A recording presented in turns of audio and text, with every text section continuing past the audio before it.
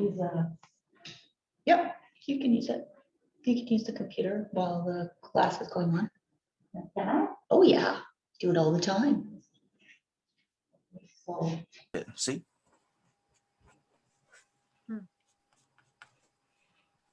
Yeah, so like, like for example, and then nowadays the chalk is just incredible. There's some what they call I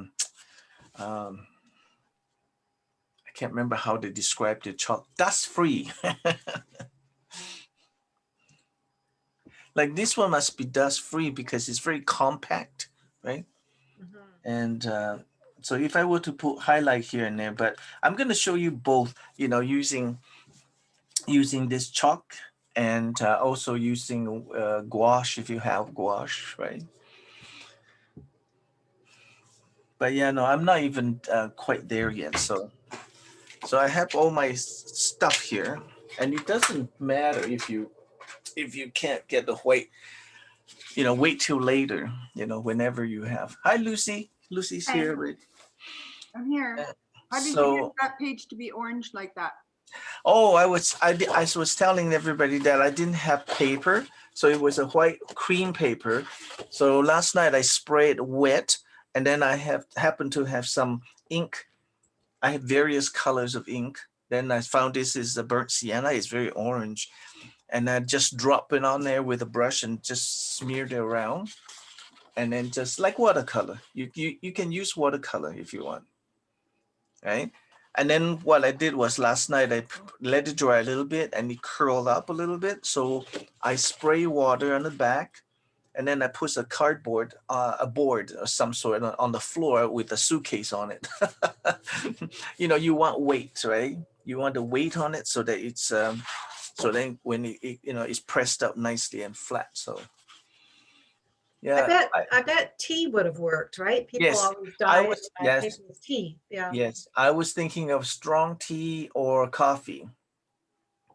If you don't mind smelling coffee all day long, but yeah, tea is good. So you purposely go and get this darkest tea you can, and brew a 3 bags, and then just yeah, you can do the tea thing. So anyway, so there's many different things you can do. I mean, I find it's just easier to color whatever color I want rather than to go and search for color paper. But the only advantage about color paper is that they're even. They're all even all over the place. And like you said, Francis, you like the look of it, right? Yeah, I do. And I do too. I like that look. It's almost like an antique look. So if you're gonna do almost like an old one, and eventually I will send you another one, and you can make it look old. Yeah, that's about it. You can there's all kinds of stuff you can do to it. And some people will even use this lighter, and then you burnt off the edges a little bit here and there, just to make it even more so that more authentic. And then when you frame it, you float it onto it. It looks almost like an ancient parchment that got eaten up and stuff like that. So yeah, so many ways of presenting it. So And then you don't have to use as much shading. I don't know. I'm having a hard time. If I'm too scared. If I want to, I already start putting stump here to make it look darker, and all of a sudden it gets so dark, right? So, but this kind of stuff, you just take time. I was just gonna say hi to Pat there. How are you doing, Pat? Good. Yeah, good. And yeah, so I mean, this is kind of fun. I actually got up this morning and I go, oh yeah, why don't you just do something? And then I don't know. With drawing, you have to sort of discover it. That I have to discover my love for drawing, and it's just like over the years, most of the time when I do drawing, I can't sell them. Like nobody really wants to buy drawing. The only drawing that I sold quite a bit is either male nude to all my gay friends, and then the Native American portrait. you know, and there are people who collecting all the different chiefs and different band. And I know the Crowfoot family, you know, and they do framing at our shop. And one of the dentists, he just loved what you know, what I drew. But I like we were talking about this cultural appropriation. And I know that some people are not happy that if I were to draw, uh, you know, native chiefs and everything, it's getting kind of stupid. But Well, it's but just Mimi, that it was okay to do that before, and now it's not okay, right? It's like, well, it's yes and no. They don't go visibly chase you down to make you, you know, that you don't. They don't harass you with that, but you know, and it's just kind of frowned upon by other serious art collector, you know, because if they want to buy a drawing of a native man, they would rather have it done by a native person. But then, of course, the problem is that shut the window here. Oh, it's Jack. And the problem is that they can't do what I do. You know what I mean? Not the kind of work that I'm doing anyway. So, oh well, that's how it goes.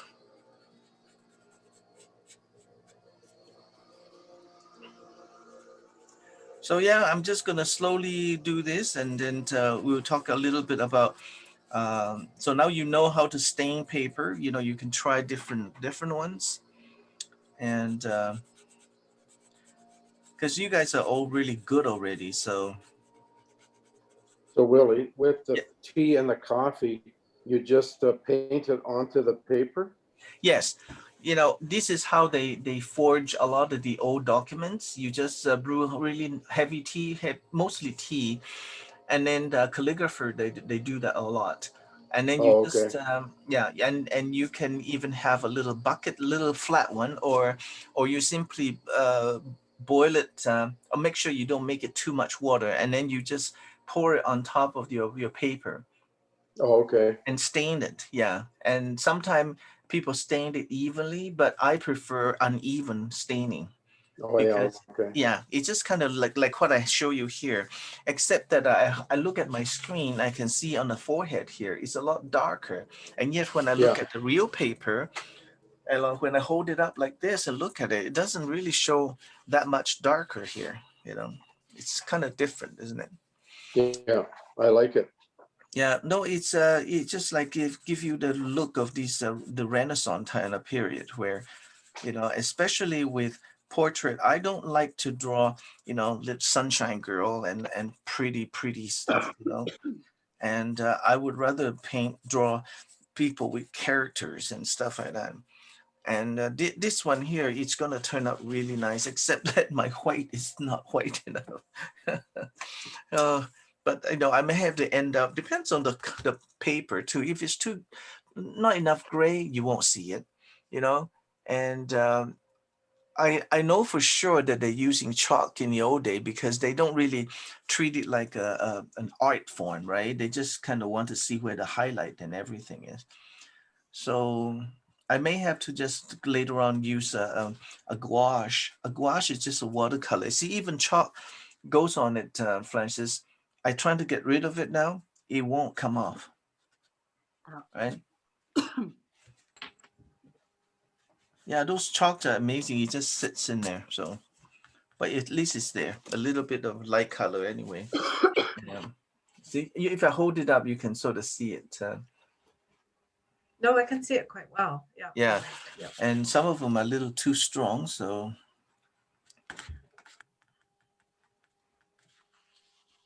dab it off. I don't think he needs that much foundation here. Willie, look at, these are two pictures. I don't know where we got them from. The artist's name is on here. Let's see. I don't even, can't even remember it. Oh, I think that's just a picture of who it is. These are these were quite large sketchings that we had it in our house. For some reason, Alan had them, and we never had them hanging up because they're kind of sad, but they're kind of Okay. can you see them? Maybe what you would have. Yeah, you want to have a little. There's a little bit of color on it. No, there's no color. Oh, it's Oh, just, no color. It's just a reflection or something. I'm yeah. trying to figure out how And to- what are the people? Who are they? Oh, see, oh, there, that's better. Oh, yeah. No, they have a lot of, I mean, they would have been good to sketch, right? Because they have, Oh, yeah. This the native. This native girls, right? well, actually, they're two men. They're two chiefs, I think, and they have Oh, okay. braids. All right. They're very weathered looking and very, shows their clothes too in feathers. Uh-huh. One is wearing more ceremonial clothing and one is wearing just kind of, Yeah. Well, you can try something like that, right? to, Yeah. there was a sort of a consultant at the Glenrose who was working with First Nation people, and I asked her if she would hang them in her office, right? Because I don't know what to do with them. Oh, yeah. That's good. I mean, that's what I mean. For me to draw things like that, it tend to sells really well. I'm just awful that way.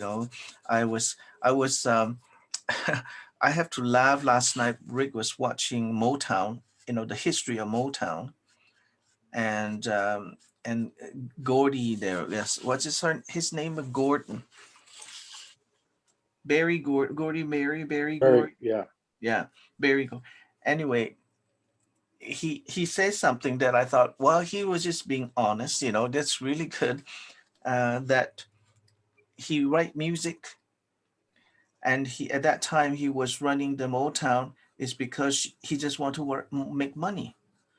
You know, and whatever music comes along, he will listen to it and say to himself, does this one, is this going to sell? People like this. Are we going to make money of it? So at what point do you I don't know what the word, your integrity, you have to compromise your integrity, right? And I think that's kind of common among artists, but I'm not ashamed to say that, well, sometimes I do things for money. Frances would never perform for money. I mean, she played because she loved. That's because I'd be guilty taking anyone's money for my performance. No. Well, not true. I mean, you guys have more training in terms of art. You can learn it anywhere, or you can actually do it yourself. I mean, there are many famous artists that never went to an art school. You know what I mean? And but you cannot be a great musician without actually know how to read music. You have to study that kind of stuff. I mean, you just can't learn it on your own. I mean, that's just maybe it's possible, but unless you're a Mozart, you're born with that. No, I'm not downplaying that, being artist, that is easier or whatever, but it is hard regardless of how good you are, because you're still going to start from the bottom.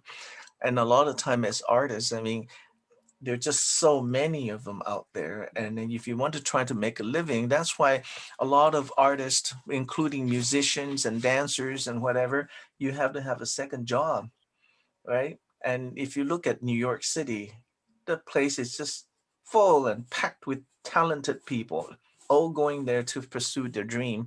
But you can't just become the star, a sensation of the. Yeah, sometimes I look at the orchestra, Francis. When I look at some orchestra, it doesn't really quite apply to the art community, but you have all these people playing on stage, and each one of them had gone through probably endless hours of practicing and everything since they're young. And yet they just sit quietly in the corner there and just do their thing, being part of the bigger picture, right? And of course, once in a while, you have one that stood up and stood out, and then you can then make a name of yourself, right? And It's I a, don't it's a know. tough career. I mean, many of the ESO members teach privately, but they Yes, also have their own string quartets and trios and whatever, and they perform, in small venues. But this yeah, past year has been a killer, right? For yes, of ESO course. musicians. It's been Yeah. horrible. Oh, yeah. I mean, it's the same thing. They even talk about the other day about New York City, the Broadway, and how all these uh, performers, a lot of them have to sell their house, sell their things, and to survive. And it's really quite interesting because they don't have a system set up like Canada, where if you're self-employed, artist and musician, whatever you want to call it, you can apply for the CERB, right? Is it CERB? CERB? Serb, yeah. Yeah. Yeah. And they don't have it. So they were talking about comparing to other country, and the United States totally just leave those people out in the cold and say, okay, we're gonna go fend for yourself, And I think that's pretty sad. And especially you talk about how much money they spend on the military, and why don't take care of their own people first, rather than. That's why when the Chinese people was talking, and then the American was condemning them for all the human right violation, and all that kind of stuff, criticizing what the China was doing. And yet the Chinese people fought back by saying that we look after our people, we do look after them. And right now there is almost absolutely no starvation at all, in China, because they make sure everybody have something to eat, right? And it's just amazing how they can do it. And of course they can. I mean, they're just they're just loaded, right? I mean, they're trying. I mean, they're doing their best, and people don't realize how hard it is to run a country like China when you have, 56 ethnic group, right? And how are you going to please everybody? Can you imagine? It's just like it's not like a small amount of people. I mean, it's a lot of people, and if you don't have a good control of the people, it's just going to be chaotic, absolutely chaotic. But I'm saying that they look after the artists and everything really well in China. If you're an artist, you do your thing for the years that you spend in university, and you started doing art, music, whatever. They start at 8 years old, and then by the time you graduated, the government will give you a salary. And how it works is that they will provide you with a simple living place, apartment or something, and then you have a quota to meet every year. For my friend who was in China, she has to come up with 10 paintings for the government. They expect you to paint for the country so that they can keep that as a collection. So once she finished the 10 paintings, anything else that she paint after that, she can sell it any which way she can to make extra money. And it's really quite neat. So with the pandemic, the artists in the country like that, they don't have to worry about it because they still continue to receive payment and like a salary and stuff like that. That's why some of the Chinese artists that came to Alberta, to Edmonton, that I know of, they find it's too hard to survive here, right? And there's one, I actually got him a job to paint Ralph Klein when Ralph Klein was around here, and I got him to paint Ralph Klein, and he got a good commission from it, right? And but it doesn't come along very much. But he actually painted quite a few of the mayors in the legislative, the painting that's all done by him. But eventually he actually went back to China because China is thriving and they want their artists back, right? After years of training, after that, they pay them to live there and all that, and all of a sudden they left. So now they welcome them back. They actually have they sent out all sorts of advertising and messages, telling the Chinese to return to China. Right? Anyway, so this is part of little something that you'll find it interesting because and good. That's why I was very happy that the government actually help us up a little bit, with all the self-employed people.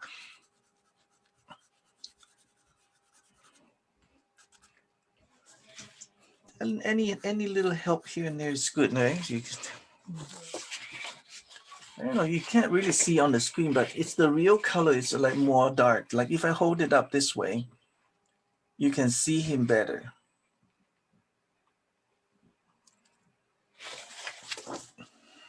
Anyway, so I also have the English garden business traced up, and I'm gonna show you with the Sharpie business. Oh, good. One thing I know I've learned about colored paper is you can't use your light box. So I had to try to use the grid method. So, Oh, okay. Oh. Yeah, that's the only thing, you know, with colored paper, it's different. You know, when there's not much difference between, well, you couldn't see through your paper at all. no, not at all. Not at all. Oh, well, that won't. Unless you darken those lines, like, you I know, tried. oh, you tried? Yeah, I did that. Yeah. No, didn't I work. guess you could use carbon paper. Yeah, I mean, that would have been the other option, but that makes such a mess. Yeah, well, just for a few, like the nose or something. Yeah, to get. Yeah, but I think, Francis, you know, if you agree, it's just time, you know, taking more time to draw it. That's all. It's just not that you cannot do it. You can, you know. I don't think his mouth is in the right place. I don't know. Can you see that? You probably Well, can't see it. it's just hardly showing. It's just a hint of dark Yeah. color, right? And I really have to squint because my mouth is a little too big here either. So I have to go and shade it a little bit to reduce it. I mean, we're not duplicating his No. beard hair by hair, right? We're No, just trying no. to create the sense of the. Yes. Yeah. I mean, the most important part is the eyes and the frown line and all the wrinkly here. And then the rest, you see, you can let it melt away, you know. And this is a very typical, the Leonardo da Vinci and you know, that kind of drawing. They just do study, right?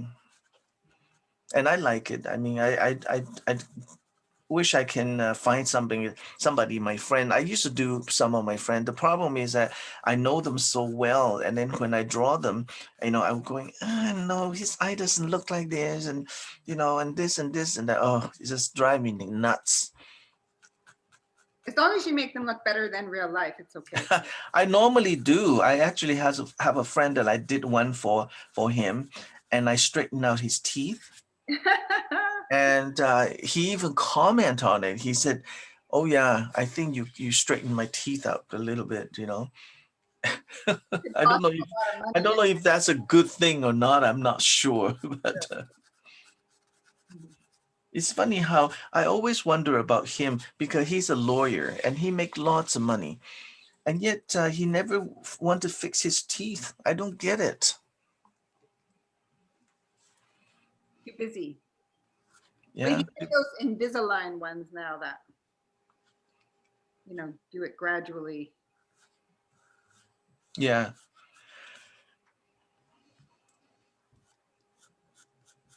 Okay, Willie, you got me hooked on Handmaid's Tale. We already watched, last week we've watched all of season 1 and Uh-huh. about 2/3 of season 2. Oh my God. Isn't that intense? Yeah, it's pretty heavy.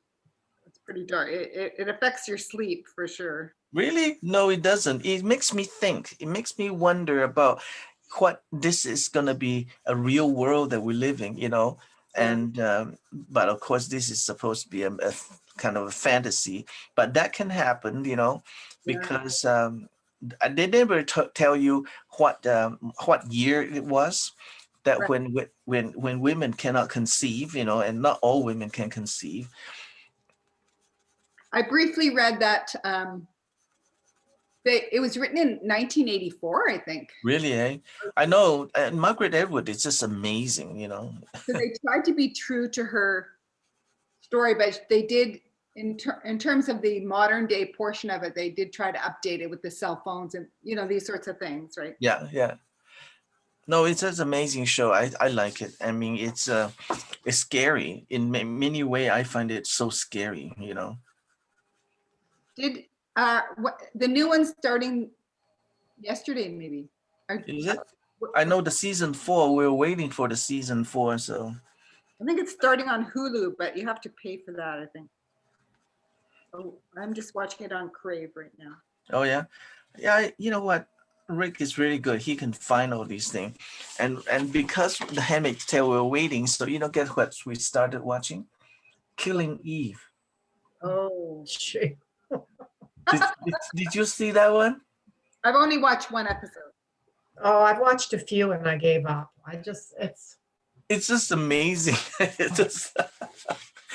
It's fun to watch. I think it's very well written, and it's the twist and turn of the story. And then we have one more episode, and that's it. And there's Are a there lot. 3 series or something? Aren't there 3 series? Yeah, there's three season or something. Yeah. It's just amazing how it's a very like a psycho thriller.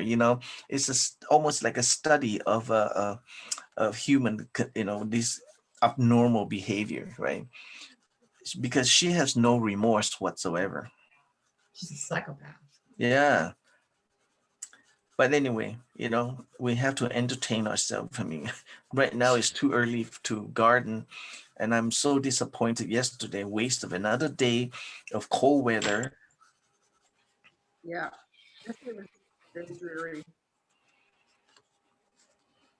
Gonna get better now. I see the frost. There'll be less frost at night now. Yeah. Oh yeah. And then they're gonna be a little bit of a crystal or snow flurry and next few days. Like I'm so ready to plant already. I mean, one of my not tiger lily. I have a spider lily in the house that I whatever. I add water and then poof, every year it just come right out. This year, for some reason, they were poking through those dead leaves, and they were just dying to start, right? So I kind of removed the leaf a little bit, and I thought, oh, maybe I'll just give him a little bit of water. This sucker is growing like 6 inches a day, and they are done blooming already in the living room. Because You enjoyed them. yeah, but the last few years, it's like the end of May. I take it out, and they're still growing, and then you bloom beautifully in June, right? Now it's already done. I mean, it was just something else. Anyway, living in Alberta, this is what you get, right? Anyway, this guy here, I'm gonna like a lot too. I do like drawing something like that, and a lot of the time we don't even really finish. I'm gonna put a little bit more, the beard down here, a little bit. Some of them just give it a little bit more detail around the lip area, like over here, and then the rest I'm really not doing too much. But yes, there's a little bit of the skull here, the wrinkles. I need to put it in, and there's a little core shadow right around the forehead, the head here. There's a little, and that I can use a stump to. Yeah, using stump. Sometimes I really don't like it too, because it just smear everything, and then it becomes darker, right? Unless it needs to be a slightly darker, then it will work. But otherwise, then it kind of lose that pencil line, kind of a nice little smooth transition from the lead to to the dark area to the rest of it. But now look at it's just kind of like, whoa, it's getting darker when I rub it. But I think it's okay. Let me show you my apples, Willie, because I use the stump in the background. Yeah. And I don't like the stump at all, but I thought in the background, like behind. Yeah. Oh yeah. It kind of smoothed it out, right? Yeah. And then I darkened the apples, and I like that look. Especially the fabric. You need to use a stump to make it. Yeah, maybe a bit on the fabrics parts, but yeah. Yeah, you almost have to choose where you're gonna put it. Okay. That looks good. At least you've done yours. Well, I started the other man too. I think Lucy, you were doing it. But Yeah. again, it's getting it dark enough, right? Yes. You know, Oh, yeah. Look at just- that. Yeah, you got your overall in already, right? Yeah. So now you need to go and do all your 8, 9, and 10s there. So it's Yeah. and the eyes, like, oh yeah, going over Yeah, the eyes. that making it that one dark. it took me a while to get those dark color in. You know, it's just that's part of the drawing thing, right? You know, it's there's easy part, but there's also a challenging part where you need to get it as dark as you can. You know, that looks great. You guys don't need me.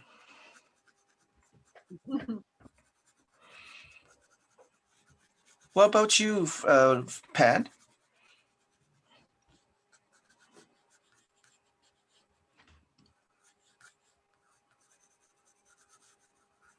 No, I find it's really relaxing. Some night, when Rick is watching some crappy show I don't want to watch, and then I can hear him swearing down there Yeah, because it's a friend sent me a picture.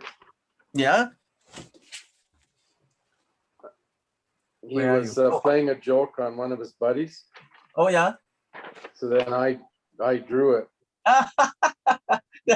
that's gonna be cute. Uh,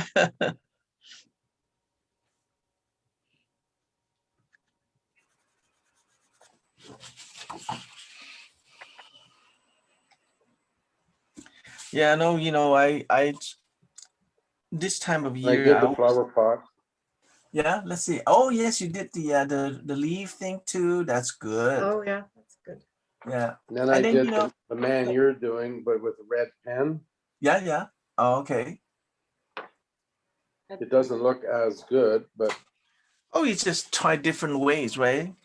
yeah. Different thing. And I was gonna, with our I'll show you with our. Oh, let's see here.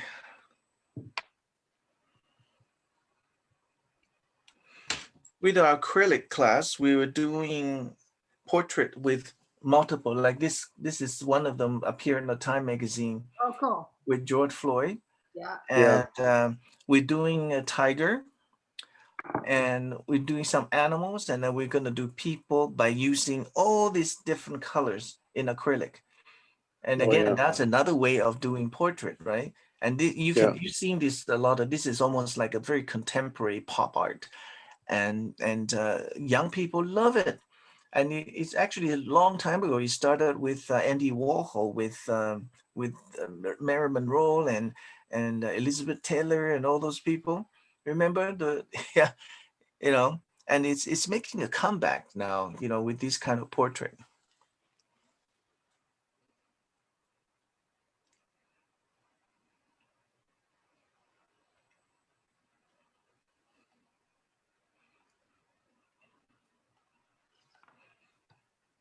No, I like it when you guys are playing with material that you look up or something that you want to try.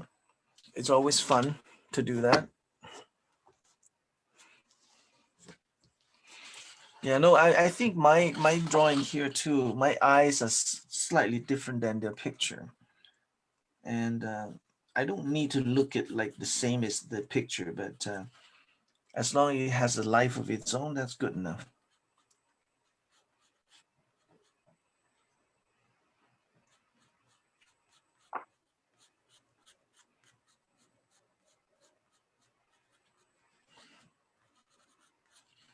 So that picture, Pat, was it your friends on vacation? No, his neighbors were on vacation. And Oh, yeah. he went in, he was looking after the house, so he went in and sat on the chair and then sent it to him as a picture in a phone, like took a picture on a phone and sent it to him. Yeah. So it freaked them all out. So they had a lot of fun with it. Uh-huh. Did he just have the towel on only? Yeah, well, he rolled his pants up to make it look like that.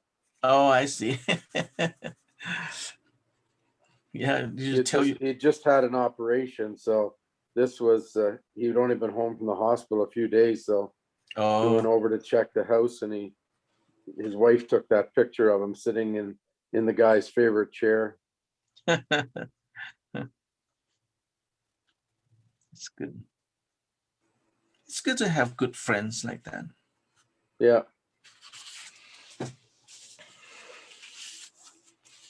Adds a little spice to your life. Well, honestly, you can't be too serious all the time, right, Pat? Yeah, absolutely. Yeah, I have a friend. He talks to me more than he talks to his wife because his wife is not interested in whatever he's doing, you know? And even at night when you call, like last night, I was already in bed and I have a special ringtone for it, or text tone for him. And I'm going, what does he want now? And he texted, said, I can't sleep. And Well, neither are you. yeah, so then I said, well, what I find is nice to do if I can't sleep, for me anyway, it works. I go and wash my feet, hot water, warm water, soap it down and brush it because I'm diabetic, and Oh, we need to keep our feet really nice and clean and everything. But I find that the hot water, when you dip your feet in there, the whole body just feels so good, right? It yeah, actually relaxes you. That's why it's this hot water want to make you pee because all your systems are loosened up. yeah. Yeah, so I said to him, I said, well, why don't you just go and wash your feet and then in hot water and all that stuff. So then he was too lazy to get up to. Well, some people you can help, some people you can't. Yeah. No, I mean, and the wife is home upstairs. He sleep downstairs in the basement by the furnace because he liked the sound, like the sound of the furnace is very soothing. Then he texts me wee hour of the day sometime, or night, trying to bug me or something, and then if I don't answer sometime, more texts coming. Are you there? But I mean, you know what? If you become someone's best buddy, a best friend, it's really, there's nothing you can say, or whatever, right? You do your best to accommodate them. Yeah, And I think it's good that everybody should have a good friend or best friend. Yeah. It's funny that's what how, makes life. yeah. Well, interesting thing is that even though they have a spouse, a wife, or a husband, and sometimes they do feel really lonely. They just don't have anything to talk about or something, which is really sad if you ask me. Your spouse is supposed to be your partner, everything, your partner in crime.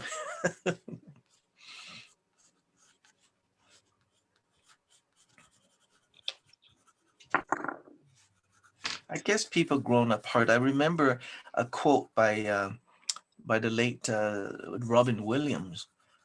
He said that when he was young, he was afraid that he might grow old lonely, by himself, kind of thing, right?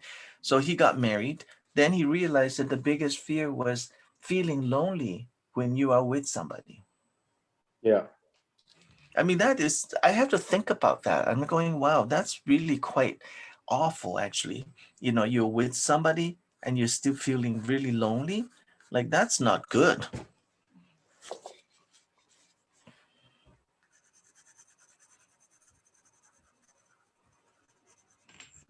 See, the nice thing is about doing this drawing, you can talk and just draw because sometimes it takes forever.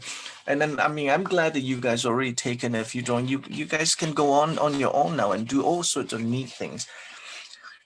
But there's all kinds of texture. There's a Mary Wells. I don't know if you heard of Mary Wells. Well, W-A-L-E. W-A-L is like a whale, I think. Mary Well. Or maybe not spelled like that. She is a portrait drawer, like a portrait artist. And the way she does her portrait is that she will take a regular paper like this, And then she buys this very thin rice paper, sometimes with flakes of barks and things like that, with blades of grass and whatever. And she will actually glue that paper on top of her drawing paper, either fully or partially, right? So she will have patches of rice paper, and then let it dry, and it's glued. I don't know what she used to glue for. It's really nice and flat. We frame a lot of her stuff, and then she would draw her image on it. But then sometimes it hits the rice paper, it creates a very funny, like a texture kind of thing on it. And then rice paper come in so many different form and different textures and everything. It's really quite cool.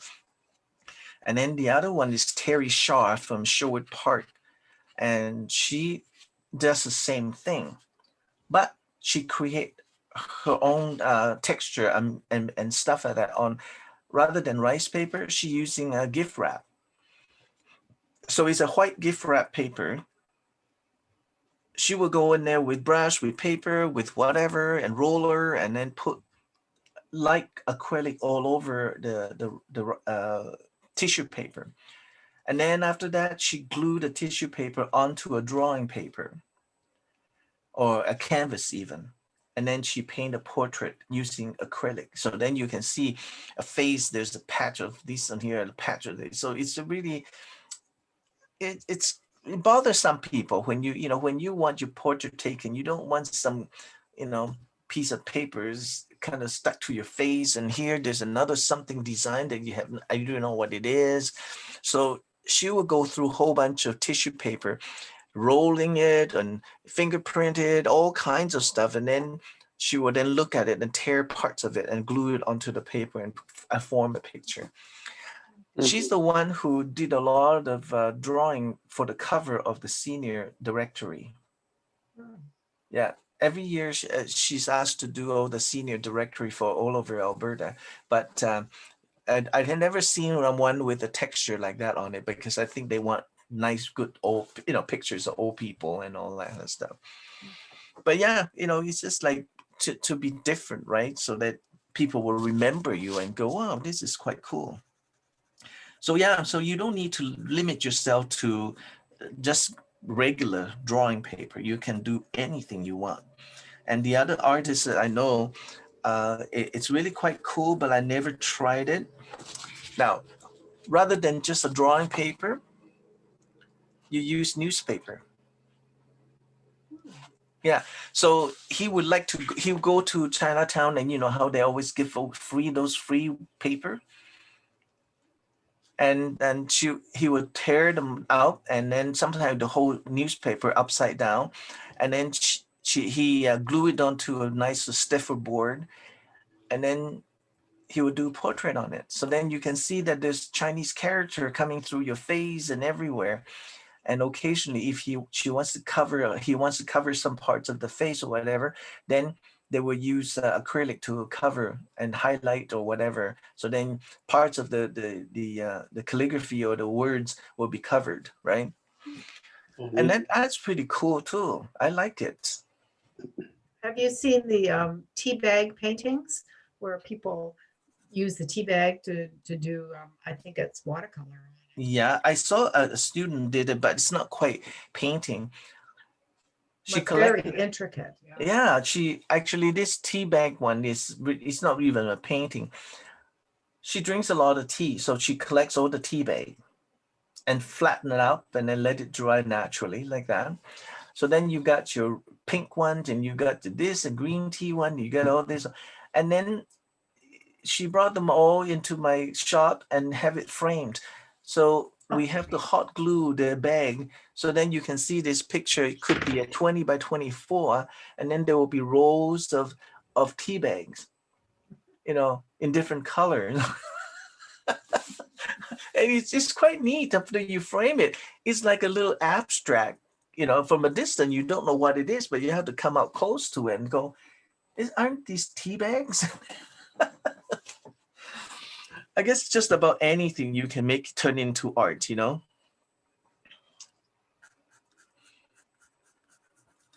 think it's cool when people do multimedia kind of Yes. Well, I hope to eventually, when we continue this, I want to also introduce more like different stuff, paper and all that kind of stuff. I tissue paper is easy to find. Everybody can find tissue paper. And right now I'm teaching acrylic, and we're slowly getting into texturing, right? And I had one lady tried it, and then she said, I don't like this at all, this texturing. I said, well, whether you like it or not, that's okay. It's part of the course. You learn how to create different kinds of texture. And then you, just like going to a school, you need to try a different medium and all that stuff, right? I'll show you the one that I did. This is the one that she didn't like. This is, there's tissue paper, right? This is the tissue paper that we crunched out, and then we use gesso.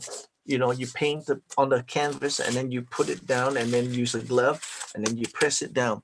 So then it looks like this. You know, you can see the texture from there. Right? These are all tissue paper here. That's great. I Yeah. love it. So then when you do a landscape like that, you know, real life, you know, with a light, it looks really cool. I mean, this is not quite done yet. It's a little stairs going up somewhere. And there's still some changes I need to do. And it's fun. And then what we do is when we paint, we don't put our brush all the time down like this, paint. We actually pick up paint sideways and or with a palette knife, and then we skip it over. See, so here you have some yellow, I skip yellow, and I skip a little bit of red, and then you can see the texture of the paper then picks up, you know, picks up the paint, right? And then the valley or in between the paper, it will be stained black. And it started out with a black, and then you just keep going. And it's really quite neat. It's just like the whole entire pictures with a texture. So that's the one that she didn't like. And then this texture here, there's another texture one. And what we did was you take a cloth, right? And then you wrap it with saran wrap like this. And then you put paint on here, and then you keep. So this whole painting, there was a painting underneath, I repainted it. And so therefore you get these interesting, if I hold it up this way, you might see it. Yeah. So then I sponged yellow first, and then I put a little bit of orangey red, and then I go all over the place. So then when we paint, we purposely left out some of these oranges that coming through from here, right? You know, this is like, again, we do same or less the same picture, but we use different texture. Like I said, she just hated this one. And yet the rest of the class just loved it. You know, that is so much fun to do this, right? So for our drawing ones, eventually, yes, we want to learn how to glue the tissue paper on it. And you can buy all kinds of interesting tissue paper, different color.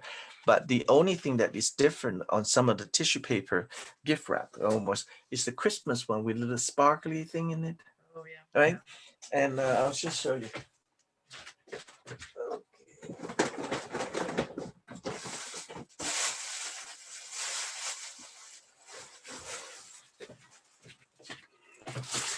Yeah, so this one here, it's, you can't even see it. All this little sparkly thing on here, little dot, like that. So if I were to tear bits and pieces of these, and then I would then put it on top of a board or something, you know, and then you draw on here. Then you get all these interesting sparkle things and all that. Or you can do a colored one. There's colored one. And of course, that you really have to draw on your own. You can't really trace anything when you start putting dark color like that. But it's a part of another interesting way of creating texture. So like Mary Wells would do, she would then just only cover certain part, right? Wouldn't it rip if you're pressing with your pencil? Wouldn't the tissue rip? Oh, because you glue it down, right? Oh. Yeah, if you glue the whole thing down, and then you literally use a roller or something to push out the extra glue, So then it's completely glued down to the paper. Oh, okay. Yeah, and then you do that.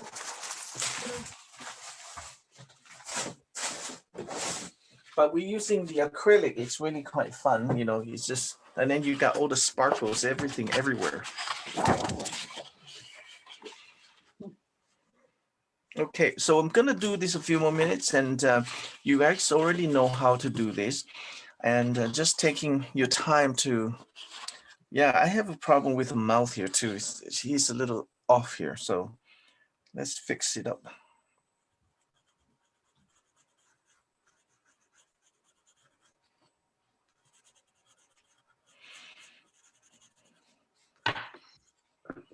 You know, there's so many different ways. It's unbelievable, you know, what you can do with drawings. And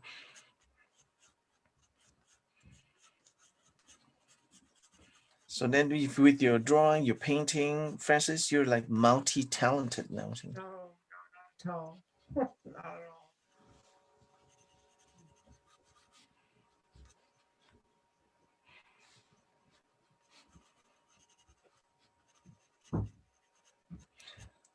I mean, the challenge is eventually, you know, you're going to take serious drawing, maybe from Ala or whatever, or private studio. You can do live drawing. Mhm. That would interest me. And apparently there are places in Edmonton you can go in for $5. You can paint a Yeah, model. and the Yeah. Harcourt House used to do a lot of that. Yes, yes, I have a friend who used to Yeah. go there. Yeah. Yeah, I used to teach there, so my classroom is right next to them. And then, you know, during break, we will go over and see what they're doing. And unfortunately, they shut everything down now. So,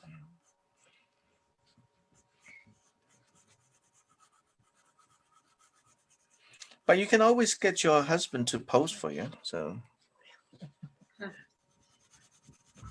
One of my first, probably my first ever drawing class was, I just signed up for a class. I had no idea what I was getting into, and we were drawing a nude guy.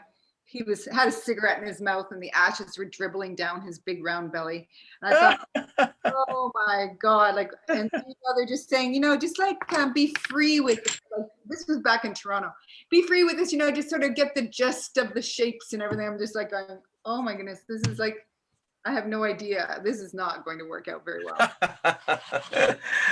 oh yeah, it takes a little bit of training to be able to do live drawing. But then again, they'll make you do all sorts of them, right? You can do very fast drawing, outline drawing. They give you 5 minutes, you know, like, you know, I don't know what is the short. It depends on for the instructor anyway. You know, sometimes they'll say, okay, we're gonna do a very fast sketch of this person. You have 1 minute. Yeah, that was right? Then you quickly just go to the gist of the drawing of the person and outline that. And then you will go to 2 minutes, 5 minutes and stuff like that. That's a useful skill if you're doing plein air, right? If you're outside, you need to be quick. Yeah. Oh yeah. Francis, you must have liked our quick painting of the little scene last week, out pretending to be outdoors that we did. Yeah, I did. Yeah. I like that a lot, actually. Yeah. And I like the end product. It turned out really nice. Yeah. You know, That's good. But I'm looking forward to the ink, right? I really want to learn how to do that. Using ink. I started sketching that building. I don't know if that was right or not. Well, I have it here. Mine here is, you know, it's really hard to see what the building is, but it's okay. You know, I think there's some sort of pipe running down here. I can't tell. And I don't know what is on top of the roof here. Yeah. This must be English home or something. Yeah. One of them looks like a statue a bit. Yeah, I thought one was a statue, which is what made me think it was a cathedral. Yeah. And then I really don't know how with sketching to do bushes. That's for sure. Yeah. Oh, you know what? We start with the, you know, Sharpies, right? We talk about the Sharpies. Yeah. You're just gonna go outline here and there. I'm just gonna get started here with this, and then unless you're gonna keep it very, I don't think I'm gonna make any color on here. I'm not gonna wet it or anything like that. But if you want to wet it at the end to add a little bit of colors here and there, you may have to use a permanent one, the permanent ink, right? But for me, I'm not sure if I want the color. I want it to be black and white. Then all I have to do is just use a regular pen, for writing. It's good now, you know, like these I got from one of the best writing pen from a superstore. Yeah, it's a Papermate. Okay, so all these things is just like more like a heavy duty homework, you know. So again, with these things here, you look for the darkest part first, right? The solid. So if you look at here, I can see this little area here.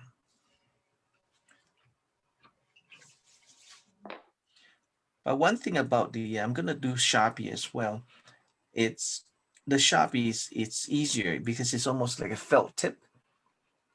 You know, it actually covers nicely, right? Whereas pen, it actually skips sometime, but it doesn't really matter. Is it really fine, thin?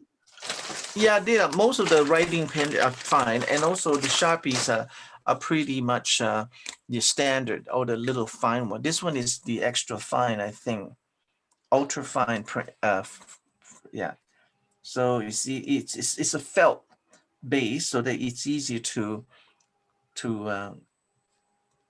fill in all the space, so it doesn't skip much. See the difference is this.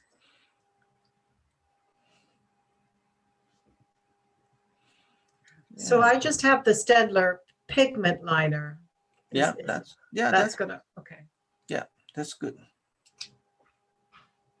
So we look for the darkest one first, the solid.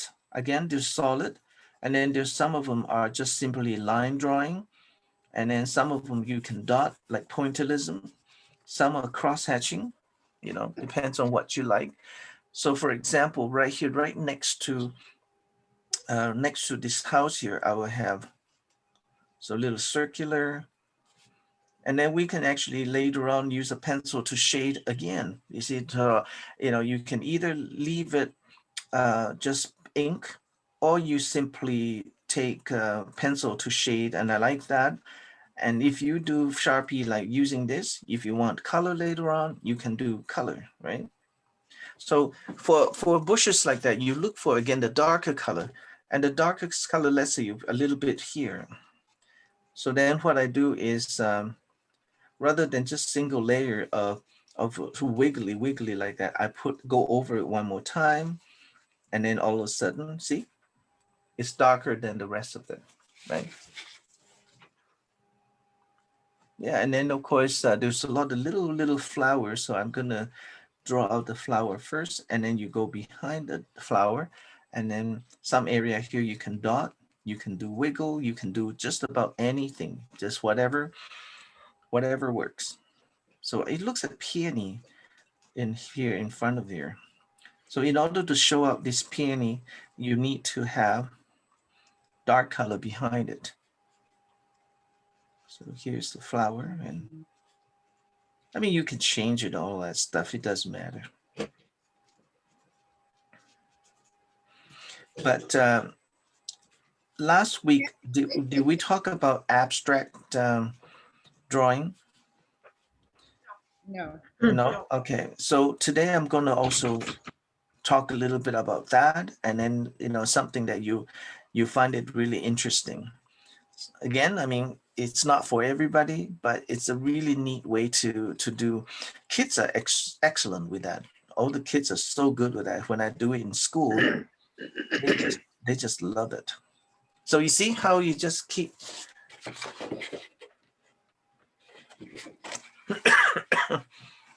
there's nothing really hard with this. It's just that you need to decide.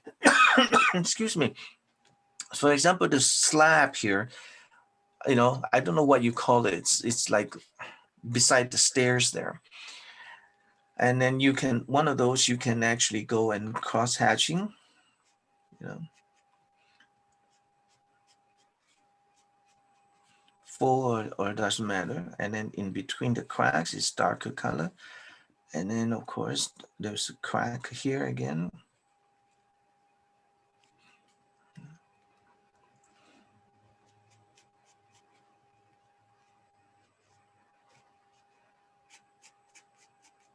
And then slightly darker, you just cross hatch it one more time.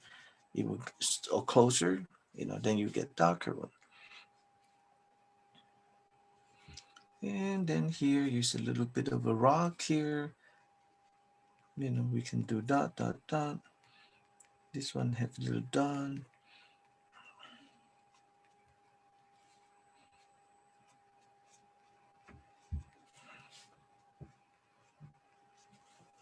Okay, so the interesting things with this is that, you can jump around. It doesn't really matter, right? And so I'll just say, okay, I can see a little bit of window here going on, something going on here.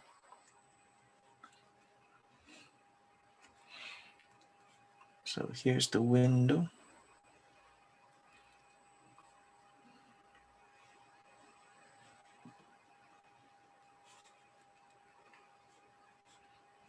Cross hatching on the first view to give it a darker color. Dot, dot, dot, dot. So they're pretty solid up there, but I'm gonna just do the window again. I don't do straight line very well. Not today anyway. Cross hatching, cross hatching. Are you going to eventually kind of pen in most of it, or what portion of the drawing will be pencil? Oh, you do the whole thing with ink, The whole right? Yeah. And most part here, you won't really see much of the pen and ink here, because the only thing you might see is the roof, for example. I'll just do a small one here. It's like go dot, dot, dot this way and line, dot, dot, dot, dot, the roof, right? See? Yeah. So you put that in there, it's really obvious. And of course, you can see, I'm just going to finish this part here. And you can see that it's not all just dots. So then you take your pencil in there and start. See? Mhm. Then you can shade it in, right? It's a really neat, it's like a, people who study to be the architecture rendering and the architects, they all have to go through this,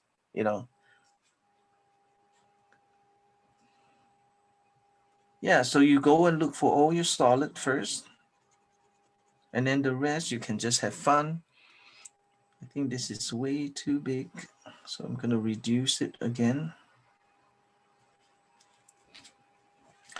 And then the rest of the flower, like I said, any area that is light flower, just draw them out, and then with the background, you just go and darken it a little bit.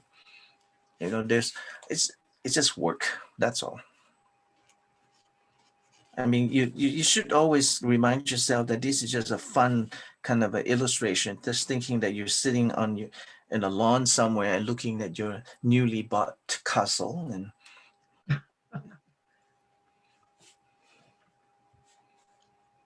And then there's some little one too that's really good.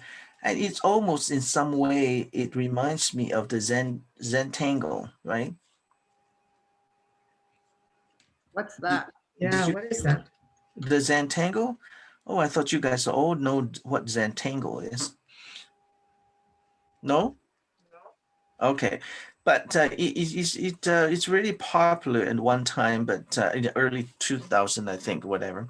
But it just kind of wears off now. But occasionally, I can still see the people with books and stuff. It's a coloring book now, turned into a coloring books. Oh, So anyway, the idea came from Asher, right? The Dutch illustrator Asher, Yeah. and then Toller Cranston. skater? Yeah. Yeah, you know, if you want to Google those people on the net, you can see what inspired this Zentangle. And it's basically repeating patterns, right? So as you can see, you're going to happen in this drawing as well. You know, a certain pattern you just repeat, right? So anyway, a couple from Boston several years ago decided that they're going to market these Zen, they call it Zen Doodle. For most of us, the old way, we just call it the sketches or drawing or doodling, but they call it Zentangle, and they registered it like trademark and stuff like that. And then they first, actually the wife was kind of like a therapist in a hospital, and then they make the patient doodle and to relax. That's why the word Zen in there, so that you just totally, you know, immerse yourself into these little repeating patterns and repeating patterns. It's very hypnotic too. So anyway, they they market it as a therapeutic, you know, artistic, whatever, and they are teaching courses. And I know a couple of people from Edmonton or from Alberta went to take the class in Boston, and it cost you $4,000 for the course. I think the course lasted for about a week or two. I can't remember. But then on top of that, you have to pay for your hotel room and everything and all that stuff. I kind of laughed because when they came back, they got a certificate, you know, to certify that they are now registered and certified doodle, Zen doodle, and they can actually teach a Zen doodle using the word Zen doodle. People like us, because we didn't take the class, we're not allowed to use Zen doodle, a Zentangle. So I call it Zen doodle, because then you're not getting the lawsuit. What happened was that they actually encouraged people to go around the country, North America, especially Canada and the United States, to go and take these lessons from a certified Zentangle instructor. So they even say to people that if you ever find out someone is teaching, you know, like Francis was teaching Zentangle, but she's not certified, they want you to notify them, and they will send a lawyer to go after you. Gee. Yeah. Yeah, it was really quite interesting, because people laughed at it. A lot of people just kind of didn't really take it very seriously. And of course, it was becoming a trend, you know, and you have to purchase paper from them, because if you're going to do a Zen doodle, a Zentangle drawing, it has to be on their paper, because each piece of the paper behind it, they have a chop and a seal to certify that that's a Zentangle paper. It's just crazy. It's just like, I just can't believe it, you know? So anyway, pretty soon there's all kinds of people are doing Zen doodle now, because that, since we cannot use the word Zentangle, we then do doodle. Anyway, so that was it. So I'm gonna quickly show you, and you've probably seen it before, what is Zen doodle. So a lot of these Zen doodle paper comes about 3" by 3". It's a very small piece of paper. And I just happen to have a little watercolor paper. It doesn't matter. It's a very smooth paper, so that it's always coming off white and all that kind of stuff. So then you can start doodling. You can do the whole page, or you simply draw freehand. You can make interesting design for your outline here, right? So there we go. We go like this. And some of them even more really creative, they start turning into Willy Wong, right? So you see, like that. So then you start. And of course, if you're beginners, you might like to use a pencil to guide you first. So let's just do, forget about the pencil, we're just gonna do it. So sometimes you might just say, okay, I'm gonna start with a cross like this.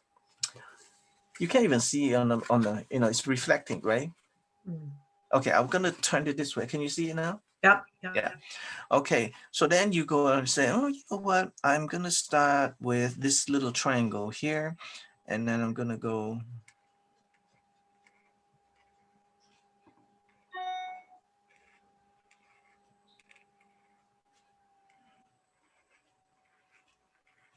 See what I mean by repeating?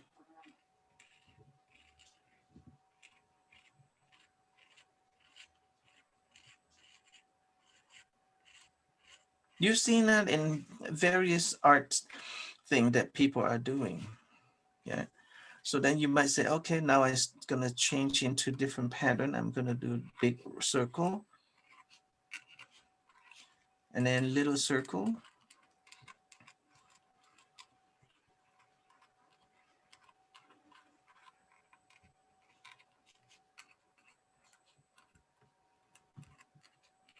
So imagine this in a nursing home. You sit there and then you doodle. Okay. So then on the bigger one, you might say, okay, let's try this. One of my favorite ones is this. You do dots. Okay, let's start with 1 dot here, 2 dots. Oops, you can't see. Oops, dot. Sometimes funny, the light shines on here and then they just reflect it. So I do dot first.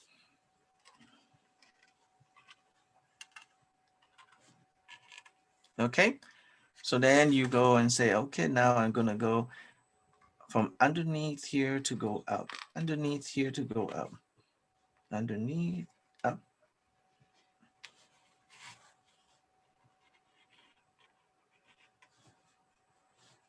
Okay, and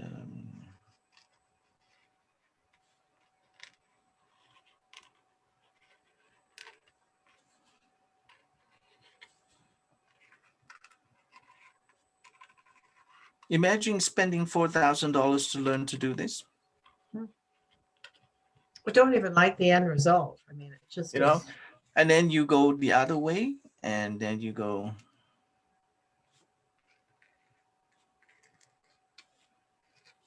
Of course, you know, pretty soon I get confused, but so it's just doodling, nothing, you know, really nothing to write home about. So if you want to learn more, you can go and just type in the word Zentangle. Then you can see artists from all over the world is doing all kinds of Zentangles and the patterns. It get kind of complicated. Sometimes they will actually do, some of them, not necessarily from the Zentangle people, they actually do animal, and the whole animal is consists of patterns on the body. Can you picture that? Yeah, and now there's actually artists that specialize in and Zentangle your entire car. Lovely. Oh, it looks terrible. I've seen some, it's a white car, and this woman just take a felt pen to it and then do the whole entire car with this Zentangle, and then they coat it, and you know, it's just like a, it's just quite neat actually.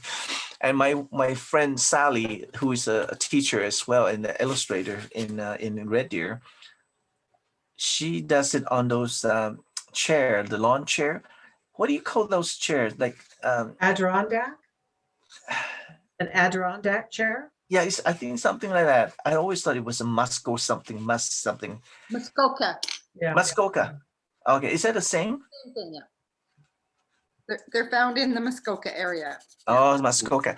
So anyway, Muskoka, yeah. she painted the whole thing white first, and then she took a Sharpie, different sizes Sharpie, and then she does the whole thing with a Zentangle on it, and then she sprayed a coating on top of it and excel them. I just like, okay, it's really quite fun. I mean, for me, I'll probably get really high from all the Sharpies. So anyway, so now you, after you draw all this interesting design and whatnot, then you can go in there and start shading and say, okay, I'm just going to shade this side a little bit and shade this side a little bit. Shade this here a little bit. But you know what? The funny thing is that it was kind of trendy at one time, and then now it's just totally just nursing home. And you can go to Dollarama, and they actually have books upon books of these outline, and then people buy them, and then they go home, and then they go and shade it, they paint it with colors and whatnot. So now you know how the Zentangle is. And I sometimes wonder, just like the acrylic pouring. Have you guys heard of the pouring? Oh yeah, I did that one time with my sister. Yeah. Yeah. It's just like a trendy thing, right? Yeah, And yeah. now it's just slowly dying out now. I mean, not it's not the cheap way to do it, because Yeah, you you need need a lot of paint, like Oh, a whole lot of paint. what a waste of paint to me. I just find it's a waste of paint, and then you have to buy this expensive medium, to mix it. And then you pour it, and then you drip all over the place. I always thought, why don't they just put more canvas on the bottom and catch whatever falls out of there? You know what I mean? It would probably create some really nice art form too in there. So I was judging some competition show a few years ago, and that was the height of the pouring. I tell you, there were so many entries with all this pouring business, and we among the judges, I said to them, I for one don't think that this is art. I said this is more crafty. This is like a craft. So I said, can we agree on not giving prizes to these people, because there's just so many of them. Because we judge painting by the right, the uniqueness of the painting, the creativity of it, the skill and whatnot, and that pouring doesn't fall in any of these categories. At the Yeah. Glen Rose, one year they had the kids from the school, in wheelchairs, run through paint. They put the paint on the canvas, or they put their wheelchair over the paint. And then Oh yeah. canvas. And actually, there were some really nice pieces that they then cut up and sold for a great deal of money. Yeah. It was a big fundraiser, but it's kind Yeah. of the same idea. I think that's kind of good, because there's a purpose of that, right?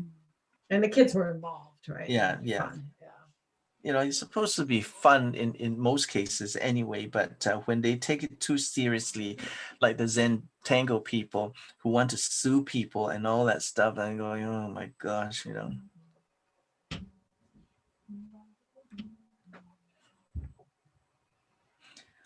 The problem with me doing this little line is that my eye's starting to skip. This must be my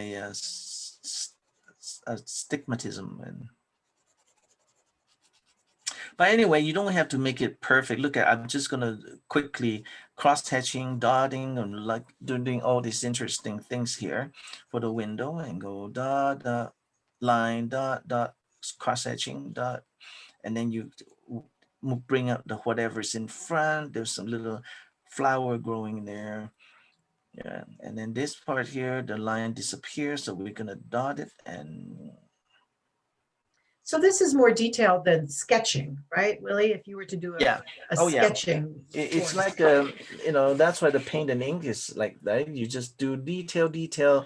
So when you actually draw it, you don't need to put in the detail. But then when you go in with a pencil, you just do rough kind of an outline. And then after this, you just go ahead and say, okay, here's, I'm going to divide it up so that I can see my shrub like this, right? And then you see all the bottom here will be darker. So I'm going to do cross-hatching. You decide to do cross-hatching here. And then cross here. Nice and dark before the peony in the front. And then the rest, I would then go and dot, dot, dot. Okay, so every artist have the way of deciding where you want to make it dark, where do you want a dot, where do you want a cross hatching, do you want solid, and so on and so forth. And there we go, see? So I'm gonna cross hatch here just to give the base a little bit stronger color. And then I cross again, make it even darker somewhere right next to the white peony. I think that's white peony anyway. So yeah, see?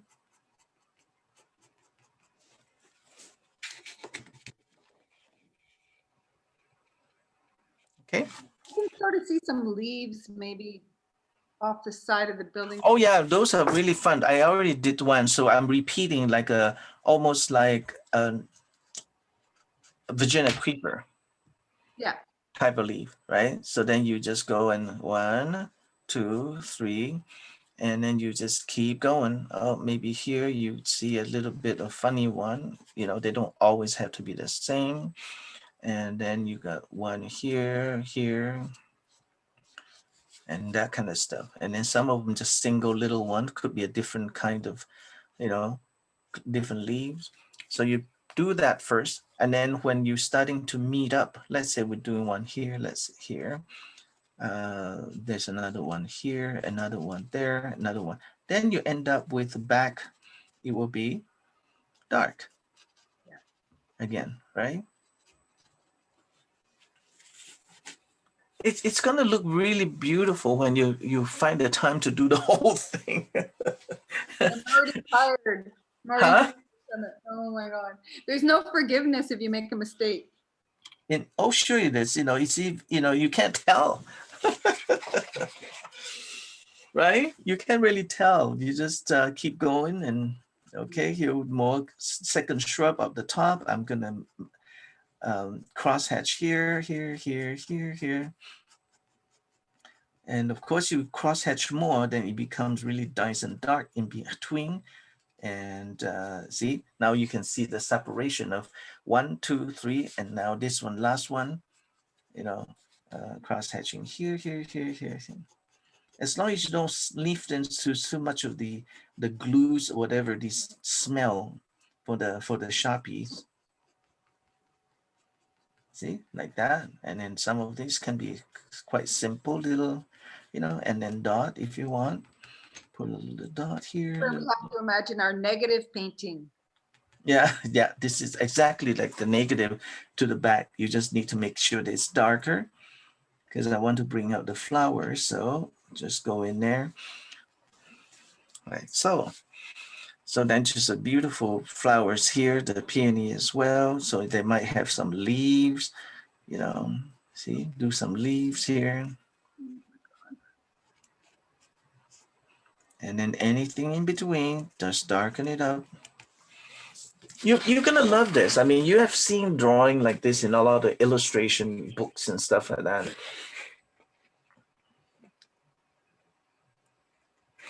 Okay.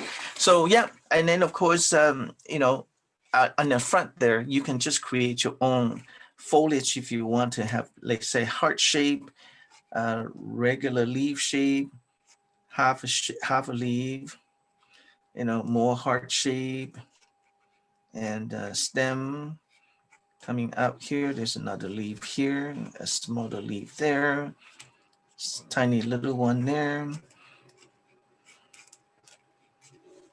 I think. Then you see how just keep repeating and make it wherever needs to be dark. There's a lot of dark area here. And so what I do is I have a bigger Sharpie. Oh, not a red one. That can actually cover larger area, right?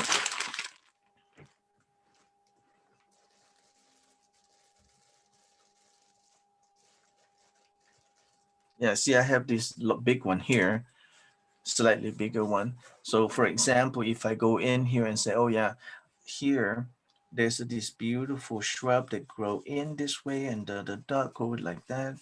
A few more that grow here and then up here a little bit. And maybe I'll add a little bit more here, you know, right?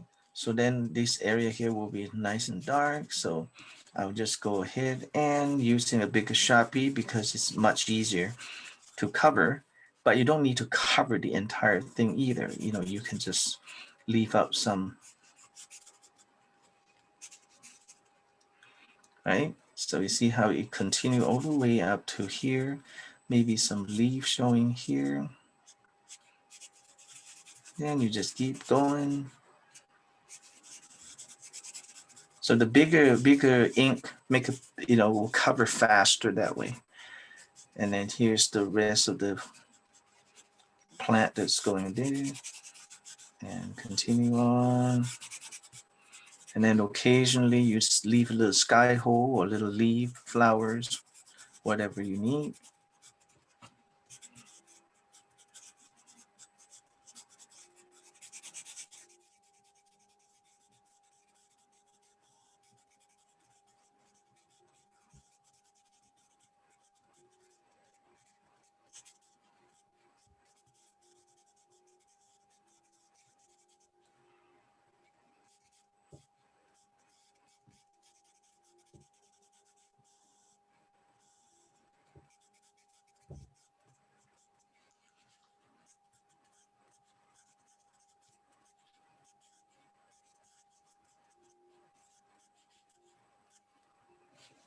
When I look at the building, Willie, there's a lot of shading.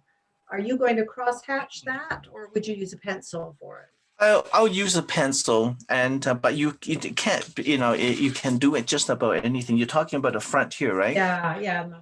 Yeah. So yeah, you can still go in there, and let's just say that it's probably brick, right? Mhm. So if you think about it, this picture was taken down, so you're looking up, right? And then you can see that's why the angle is like this. So if you don't want to fuss with it, you just keep going this way and go, okay, here's the you don't need to divide it in half. You just follow this and then just keep going like this. See? And then the rest of it, yeah, you can do harder line. This is a straighter line here, and there's a little bit of a this is the top part of the roof so that you can see. And this one, I have no idea what that is on the top part. Right. See, I don't even do straight line, but it's okay. Okay, and then the second half of these will be darker. So I'm going cross-hatching parts of it. And then I'll just continue on with this line. And then sometimes you can just skip some of them and like this, skip, leave it white, nothing.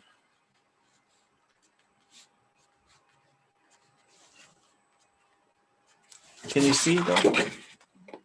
There, right? And then after that, of course, at the end, all these has, if you want, you can go in there and starting to shade it with your HB, 2B, whatever, and then you see how they changes again.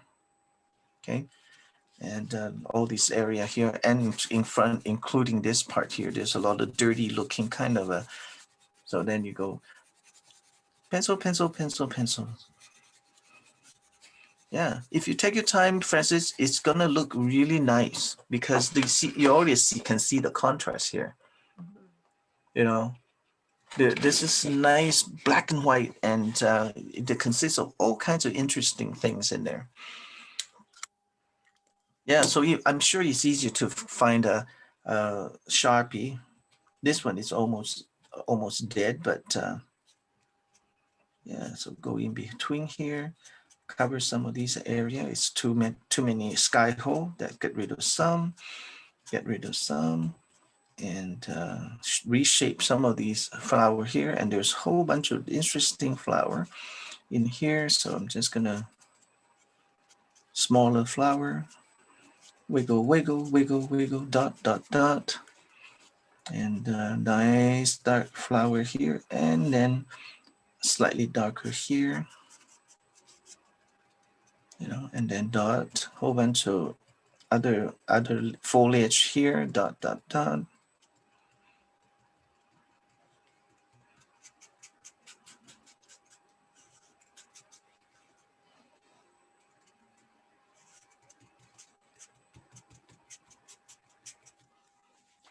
Okay. You like doing that, Pat? You think? Yeah, love it. Especially if you know of someone's home, if you can do houses like that too, and it's just it's kind of cute because they're just basically dot and pen and ink kind of a style together with pen. pencil and slowly, and then you see that the entire picture will turn into a very sharp black and white with a nice, beautiful shading pencils and stuff like that. So I'm gonna shade here because of there's something that is lighter here. So I'm gonna shade. And then after that, I can still dot in, in front of it. Or, you can still adding dark color. So with this one, I will go like this. And then if you look at the picture, they do have all these dots in the plant itself to show, that going sees through a little bit. So then here might go a little bit bigger.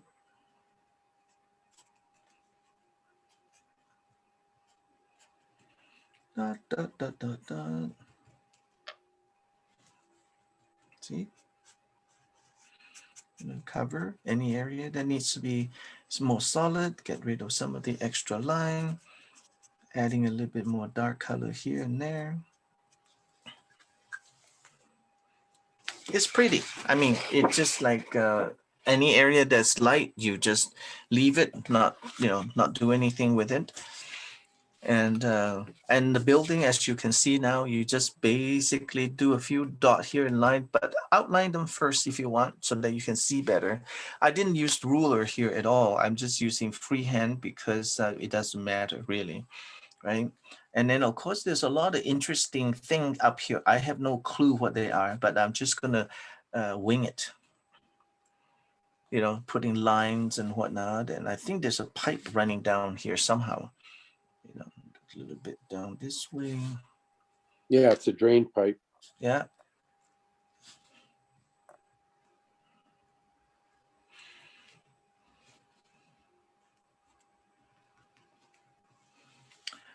Yeah, it's kind of neat. So a lot of time it's not necessarily straight line. You just dot, dot, dot, and line. And the roof can be a straight line. Straight line, straight line. And then this one a little bit dark on the second line. And then again, something in the top. It looked like this sculpture, something it's broken or something,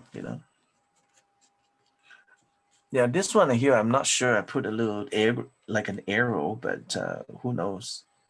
Could be something weird.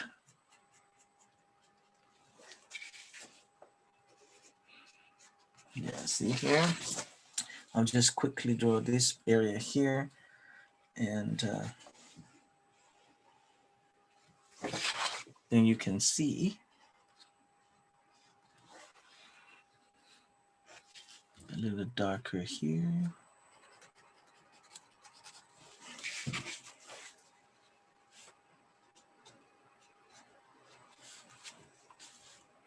And I don't know this part of the building, it almost like a window, but it's right at the corner of the joint. It's really quite neat. If I can see the real thing, it will be so cool. So then you got your layers of something happening here. Like I said, really doesn't matter how you draw it, just a little good piece of exercise to do here. Yeah. See, so then you go, oh yeah, a little cross hatching here, a little dot there to make it look like it's not all perfect. Wiggle, wiggle, dot, dot, dot.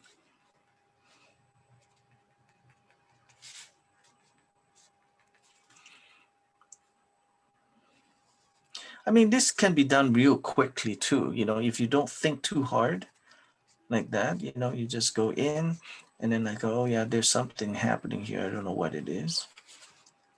So I'm just going to quickly finish this side so that you can actually see it. And no, some area I have no clue what they are. There's leaves sticking out from here, more leaves, like a funny little leaf here, and then down to here, and there's some plants going on here. So let's wiggle, wiggle, wiggle, wiggle some plant. That's part of the wall. And then maybe I'll do some really interesting leaf here.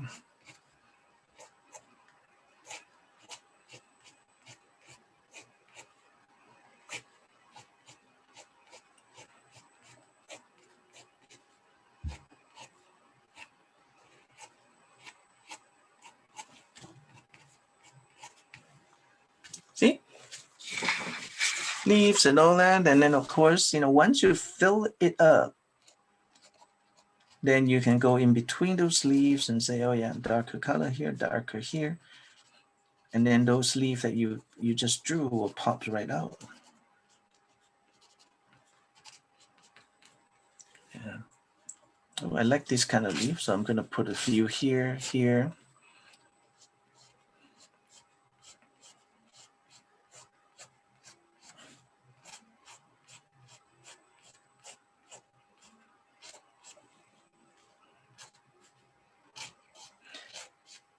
Every time I do this kind of leaf, it reminds me of, are you familiar with your house plant, Francis? House plant? What do you mean? Yeah, there's a plant called, I think it's called semifolia.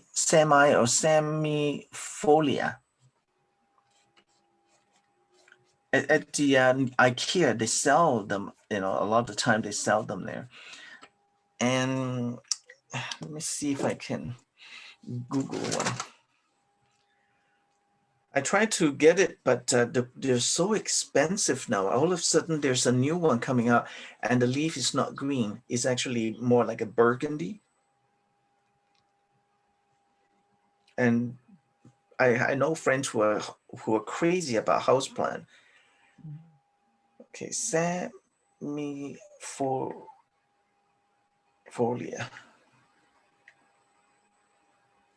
Sami.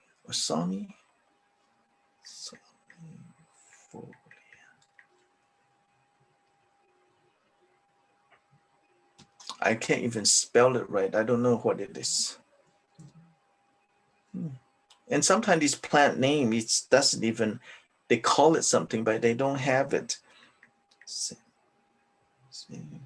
What does it look like? It's like one stems out and then like a fern, but the leaves are shiny and waxy, and then like a lip, shape of a lip. And let me see here. Sansevieria?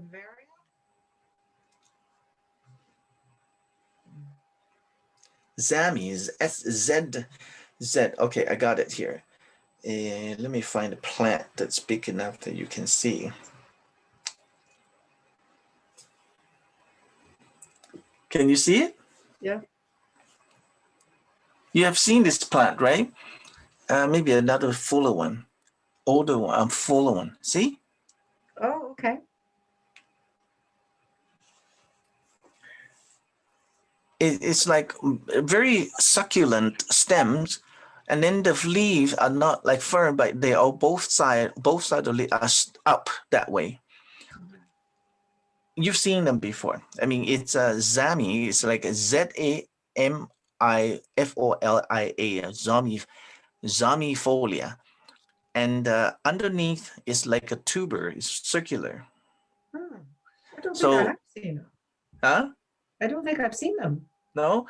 Oh yes, everywhere you go greenhouse, you see it. And IKEA at one time sell quite a few of these. I see, small little one. So how do you propagate is that you take the leaves, you can go from a leaf, individual leaf, and then you just stick it into the soil, right? And then a few weeks later, if you pull it out, they're starting to root and also form a little tuber, a little round tubers and in underneath like a potato.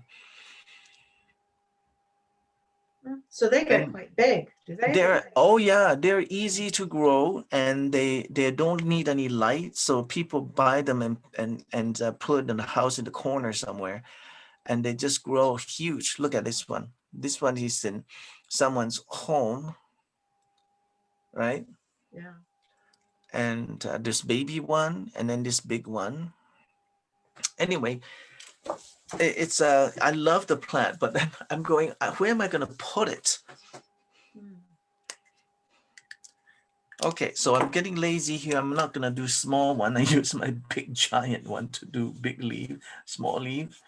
And then I can just go in between. And sometimes you can just not even shaping it. You just go do the background negative and then saving whatever you want to save in front. Can you see what I'm doing here? So instead of drawing it out here, I'm just gonna go background. and background and save some white background.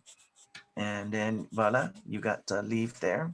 And here, do the back, skip a little bit and do some big leaf, small leaf. And that way it's a lot faster to cover the whole thing, see?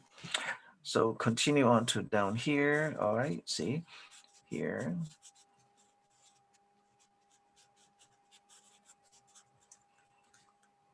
Yeah, and then just go like that.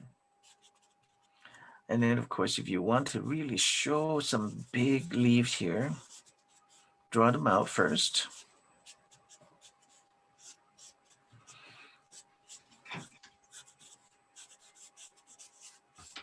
Then you go behind it, behind, skip a little bit, behind. There, right? So it kind of goes down to halfway down, and then there's all these little shading here. Now there's something happening on the wall here, and I know you just do is dot, dot, dot. The shadowy area, there's a little bit of shadow there. Da, da, da, da, da, da. So you could just take your diluted black watercolor after Yeah. you've done this and it's dried, Oh, right? yes. You have to wait a day or something and No, then yeah. shade as well. Yeah, you can put colors in there. You can shade it whatever you like. Yeah. That's why you see, I was telling you before that if you want to put colors, then make sure that, you know, you use Sharpie so that it doesn't smear, right? Right. Yeah. And it's looking good, you know, you look really neat. So now look at, I'm just gonna dot, dot, dot. There's some more foliage here. As you can see, eventually the whole thing will come together. It's just very, very time consuming, but you know, it works pretty good. So here there's a little bit of shadow for some sort. I'm just gonna put that in. And then any place it's not really a whole bunch of texture, and all you have to do is just give it a little dot here and there, and it will work good. And then of course underneath the roof here, there's a little bit of light color there, and then the rest is kind of dark, dark, dark, dark, dark, dark here along this roof. You know, and then go over to This is faster though than doing it in pencil. I mean, you're whipping through this pretty quick. yeah, oh yeah, but it's a different result Yeah. altogether, right? So you see, the dot, the dot. That's why people go to Europe. They on a sketch pad, they just take several felt pen and then a Sharpie, and then they just go and dot, dot, dot, and then pretty soon you got the drawing out, right? So this roof is really interesting. They have so actually one piece. It just joined together from here. So from here, you go in, and a little bend.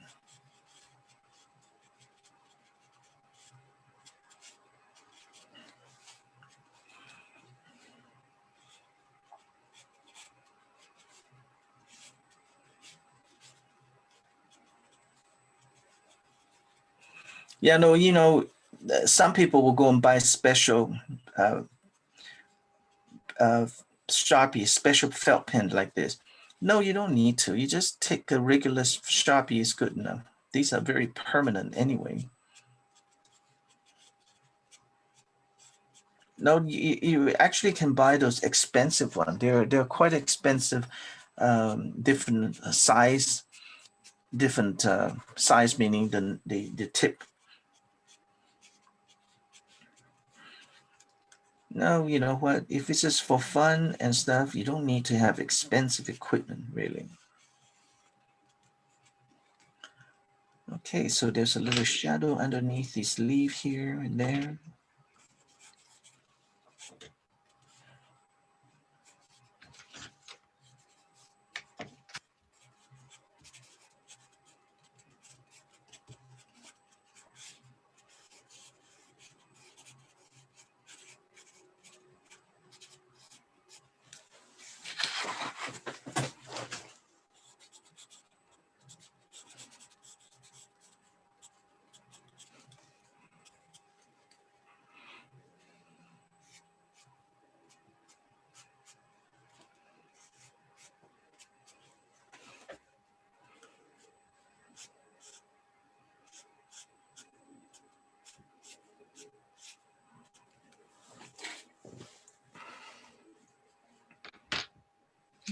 Does it cross over? Yeah, a little bit here.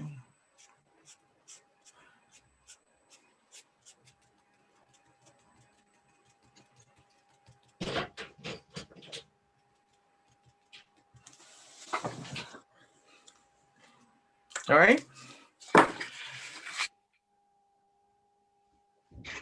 Yeah, so then at the end, you'll be fun. Take a HB2B and say, oh yeah, there's more shading here. Let's just put a little shades in here. And a little bit over here, a little bit over there.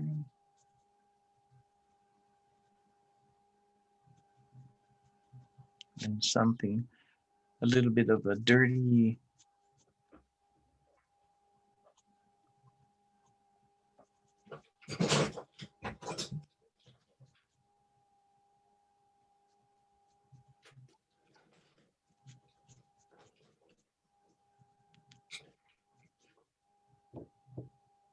I haven't done the window yet, but that's okay.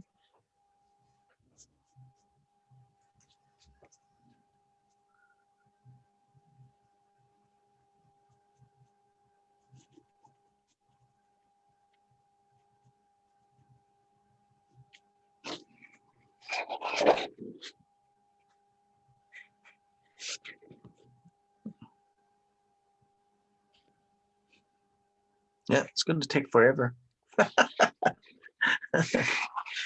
Oh. So you see, if you don't have anything else to do on the sunny, rainy day, you can just do these.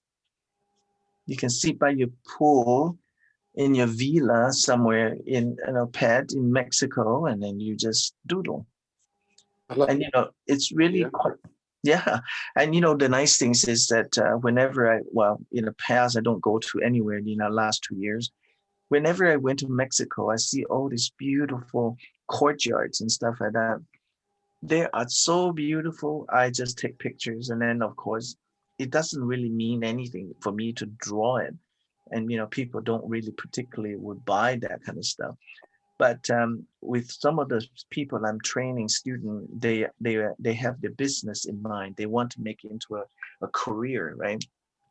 So what I always tell them to do is just go downtown to the legislative or some older home, and especially historical home, and in Fort Edmonton especially, go and take pictures and then do a little portion of a roof or a portion of the door and do it just like that, and that's how a lot of places, they print it into greeting cards and stuff and then sell them, right?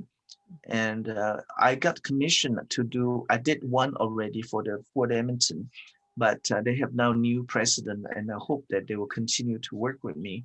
And they want me to go in there and do some sort of painting or drawing so that they can print into greeting cards. And I think this kind of technique will be absolutely wonderful to do it, because people don't mind buying postcards or little print souvenir when they go there, right? I saw that they were in the news yesterday, and they're trying to get ready for the opening this summer. And because of the COVID, they never anticipated COVID, right? But there's a midway there, and it's gonna be so much fun. But I don't know how they're gonna. They haven't really worked out as to how they're gonna implement, as to how many people can be in there and stuff like that. So, I mean, they're spending like what, $100 and something million in. I belong to the Urban Sketchers Club of Edmonton. Oh yeah. Really. I've yet to go on any of their trips, but they're very active. I'm sure. Yeah, they meet every week somewhere, or they have a theme. Okay. They post their stuff on Facebook like we do. Well, yeah, there you go. Now you know how to do it, right? Well, I've never done it though. I just follow what they do. But but I know, but you know how to do this now, and a lot of time for me, I don't go and sketch, it's just too much work. So if I take the pictures and then I take it home and do it, I just don't go and stand out there and try to draw this, and I will freeze to death before I get my pictures done. So as you can see, I will continue to do this one and then finish it up, and then you can see how it will be really quite interesting. It's nice, you know, and I don't think I'm gonna put color on this one, but I definitely will go in there and shade as much as I can, you know, area that need to be shaded and stuff, right? I think there's a little something here that I missed. Can you take a picture, Willie, and send that? Just Okay, so we sure. can see what you've done so far. All right, good. Yeah, I will. And I'll send you this picture too. I'm liking this fellow too. But then I'm liking a lot of stuff and he's just gonna sit in the drawer, so.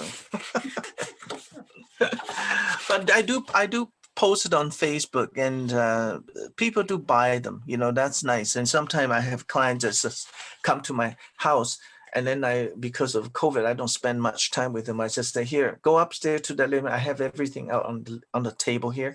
And then they just sit here and spend an hour looking through all that stuff and come downstairs and say, okay, this is the pile I want. And I always find it very hard to put a price on some of these stuff. You know what I mean? I think it's easier if you price it ahead of time.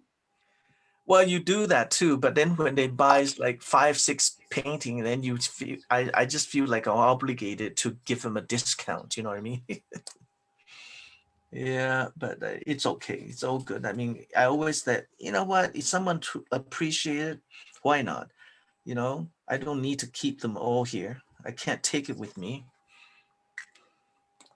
And if it's a business setting where they hang them, then you might get more business, right? Yeah, but then I don't You're have to right. worry about, you know, I don't do all the, you know, all this negotiating and stuff like that, right? I mean, most of the time in art, they always said you never barter art, right? But you always gonna have people who say, oh, so if I buy, you know, how much do you, you know, what kind of discount are you gonna give me? You don't do that in any gallery. I mean, they laugh at you if you ask for a discount. So Willie, Yeah, when you're doing the brick wall, yeah. how do you get it so that you have the right dimension, like so that it flows properly? Like Okay, at the front there, where the steps and everything are. yeah.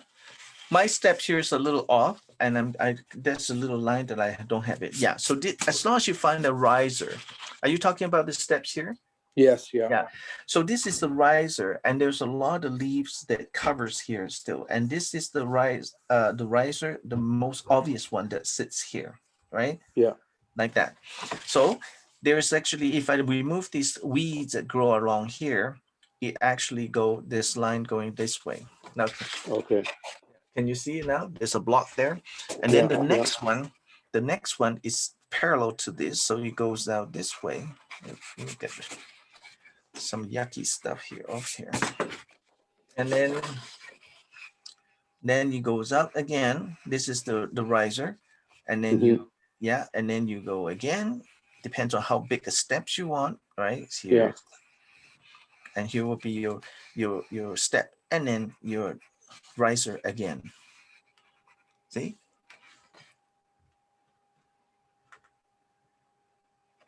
And if the picture here is only go down one step and then the rest are all covered with leaves, right? So if you can Right. do 2 steps here, that's good now. So Okay. I shall put it in here so that you can see better. So I go in and put in this step dot dot dot here because there's all these lovely weeds growing in between from the cracks, I think, from here. Yeah, like this. Okay. And then these are all stone too. And Right. and then from here, you can see that you can cross hatching a little bit. It's quite dark in this corner. And of course, some of these stairs are kind of blunt now, the edges and stuff. So here's another dark area. So I can just cross hatching here just to see the rest of them. And then this wiggly line, the quite not uneven kind of a step here. This is again, a whole bunch of leaves, plants growing in front of it. And at least you can see a hint of steps here. And then on the side, on the back here, there's all these little, you know, you can dot it in a little bit dot. And then some more, this was very not visible. So you can just dot, dot, dot, and then, you know, see, irregularly. And then there's lots of plants growing from here again, you know, coming out from here. So then, of course, you can either continue to dot to give this rock here a little bit of, right? Maybe some lines on the steps here, and then some more dots here. Yeah, there's a little bit of shadow here.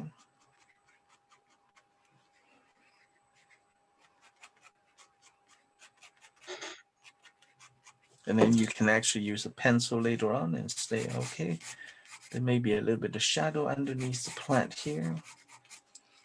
And then the riser is always slightly darker than the steps. So, you know, Yeah. the riser here, like that. I'll show, take a picture, then you can see it. Now, here's the tricky one though, with the rock. I think it kind of follows this, like this. Yeah. Yeah, there's like slabs of these, oops. And then it ends about here. So then on the top here, you can, you know, you sort of can't see very well, but all the flat of the rock, or the rock will be, or the I don't know what you call this thing. Probably it will be straight across like this, several of them, until Right. you, yeah, it's just like that, right? Okay. And then of course underneath here's the same thing. You just give it a line first, like this, second line, third line coming down like this, and then you can see it follows the step, and then the rest will be covered. Then it's almost like a bricklaying thing, right? You go, Yeah. okay, let's see, this top one will be probably from here, and then see how the slab that sits on here. And then on the second one, it will be like a brick. You just go like this. And then of course you can do a better straight line than this. And then the rest could be broken and smaller pieces together and Mhm. that kind of stuff. So then you can start going to mess it up a little bit, because there's a lot of mossy thing growing on it, plants growing on here, right? So then you can just say, yeah, you know what, there's some tiny little whatever. So if you know, depends on how patient you are, then you see how I'm going to do little bit of a leaf that sticks to the side of the wall and that kind of stuff. And then, you know, any area that needs to be dark, make it darker. So you should also try, you know, do that to paint your, draw your little house, and using this technique, it's going to be really lovely. Yeah. Yeah, there we go. And then of course, each of this little break, you can put a little outline or a broken line, and then just keep dotting. Dot, dot, dot, dot, dot. Yeah, in that area darker, cross-hatching it, little area darker. Then you see, eventually it will just look busy like that. Yeah. Yeah. And, yeah. And then you can literally walk up to this building now. So.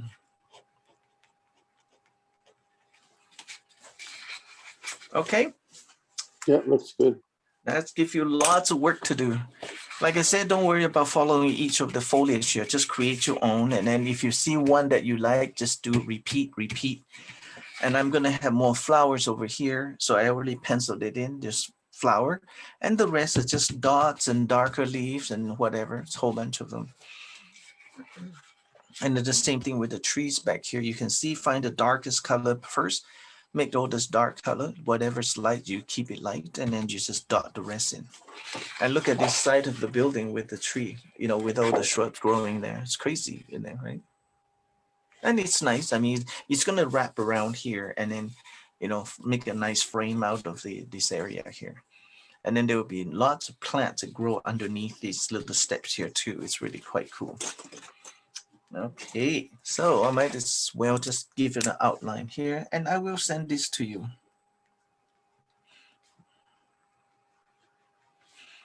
Then you can actually see how, where everything is.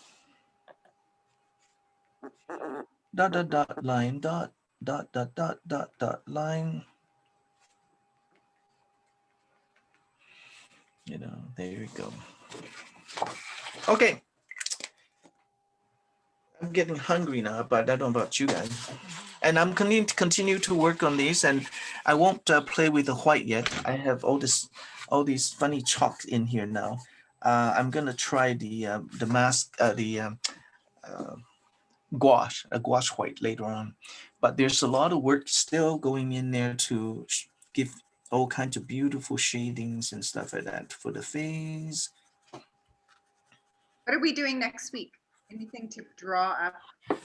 We have how many more classes to go yet? I think all of May. Yeah, because we're gonna do a hand, that one. Did I send you the hand yet? No, Okay, yeah, I'm thinking today I'll be sending all the rest, the stuff that you need to do. There's one lady's hand. You're gonna learn how to draw hands, or you can trace it and shade it. It's a lovely Renaissance kind of a thing. And plus another a drawing of, we always like to do that, and you can see, oh yeah, it wasn't like a big deal. Leonardo da Vinci's drawing, just parts of it. And basically you just want to go through the step that he's going through, and then you can experience it, you know. All right. Okay, so you're gonna send us the hand. Yes, I will. All righty. So go have your lunch. Okay, thanks, Willie. Okay. See you Friday. thanks, Willie. Yeah. Bye, Lucy. Bye, Francis. Bye, Pat. Bye. Bye, Bye. everyone. Bye, Ruth.